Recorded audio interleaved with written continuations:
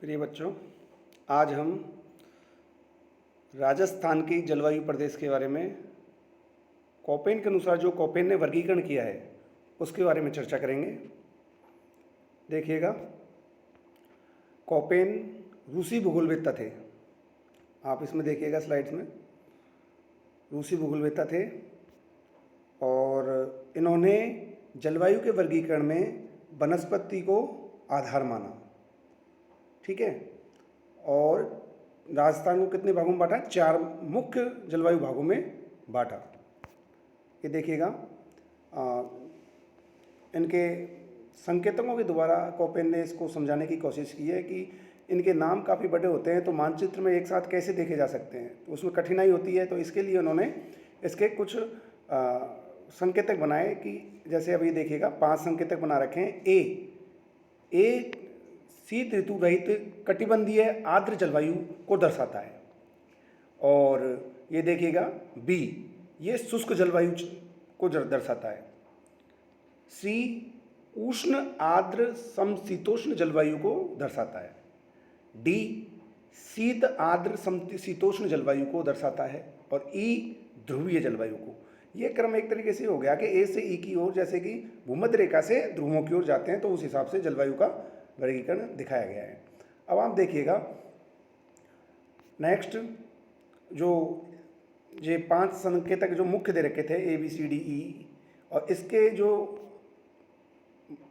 उप संकेतक हैं जो इसके साथ में, इनके साथ में जो लगते हैं, जैसे कि F S W S W, S और डब्ल्यू स्मॉल और कैपिटल दोनों में है। तो एफ का मतलब हो गया वर्ष भर वर्षा जहाँ पर होती है उसको किससे दर्शाएंगे? एफ से। और ग्रीष्म काल जहाँ शुष्क है उसको स्मॉल एस से दर्शाएंगे।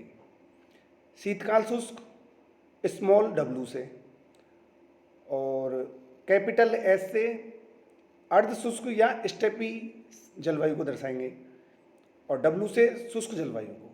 ठीक है, ये स्मॉल, ये वो हो गए इनके संकेताक्षर। अब इसके अलावा एक एच होता है जो औसत वार्षिक तापमान 18 डिग्री सेल्सियस से अधिक है, इस चीज़ को दर्शाता है। औसत वार्षिक तापमान कितना है? 18 डिग्री सेल्सियस से अधिक, ये एच है। अब ये देखिएगा जलवायु प्रदेश को कोपेन ने किस हिसाब से बांटा। इनके 4 भाग हैं जो भी बात कर चुके हैं अपन।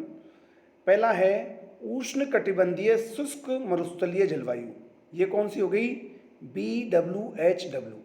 ठीक है। अब जो संकेताक्षर अपन ने दिए थे, बताए थे अभी पिछली स्लाइडों में, तो उसके आधार पर इसका स्मॉल नाम क्या हो गया? BWHW। दूसरा है अर्ध शुष्क जलवायु प्रदेश, इसमें आ गया BSHW, ये आता है।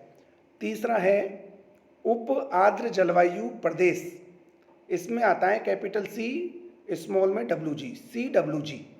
ठीक है।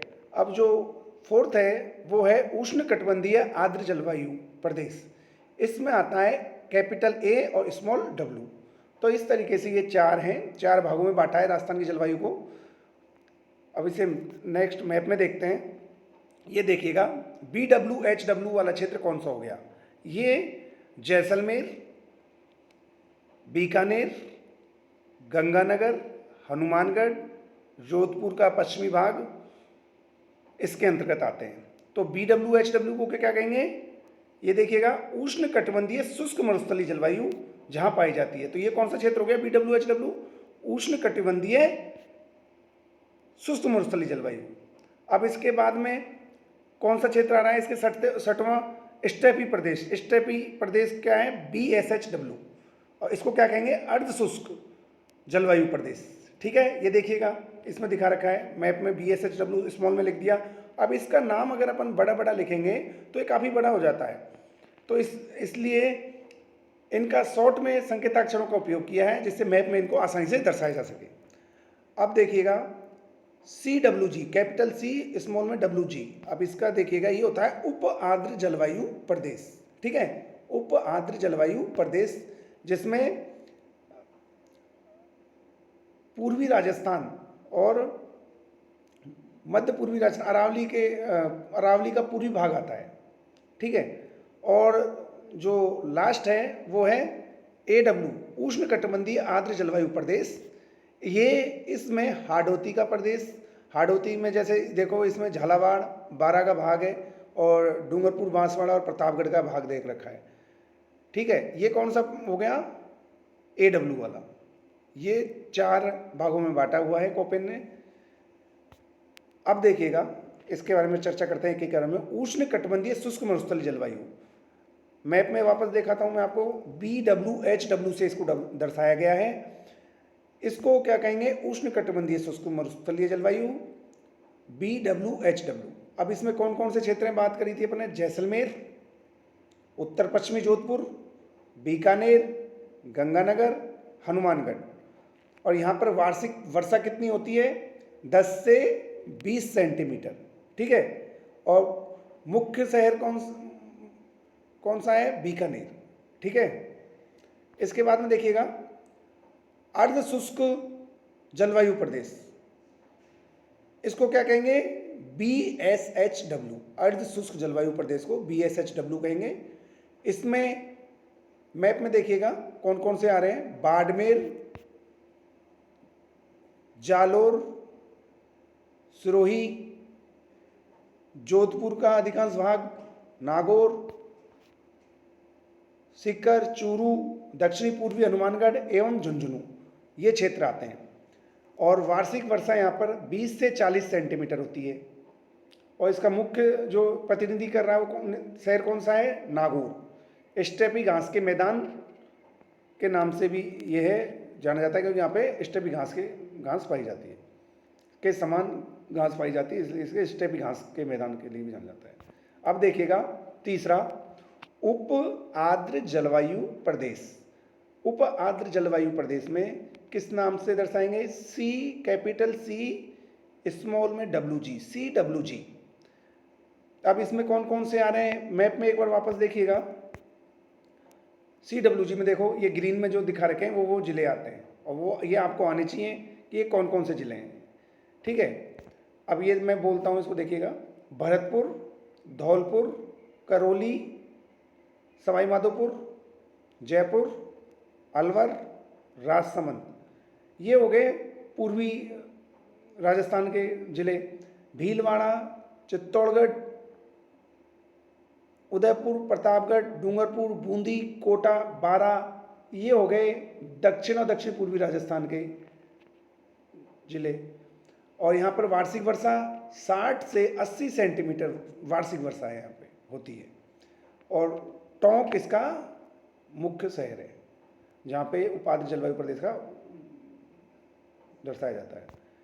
अब देखिएगा उष्ण कटिबंधीय आर्द्र जलवायु प्रदेश, फोर्थ जो लास्ट है, कैपिटल A और W से इसको दर्शाया जाता है। इसमें डूंगरपुर, बांसवाड़ा, प्रतापगढ़, झालावाड़ और बारां आते हैं। ठीक है, ये आपने मैप में देखा होगा, ये देखिएगा जो लास्ट का है AW को इसमें दर्शाया गया है, ये AW है। और उष्ण कटिबंधीय आर्द्र जलवायु प्रदेश के नाम से इसे जाना जाता है। वार्षिक वर्षा यहाँ सबसे ज़्यादा, राजस्थान की सबसे ज़्यादा वर्षा 80 से 100 सेंटीमीटर वार्षिक वर्षा रहती है।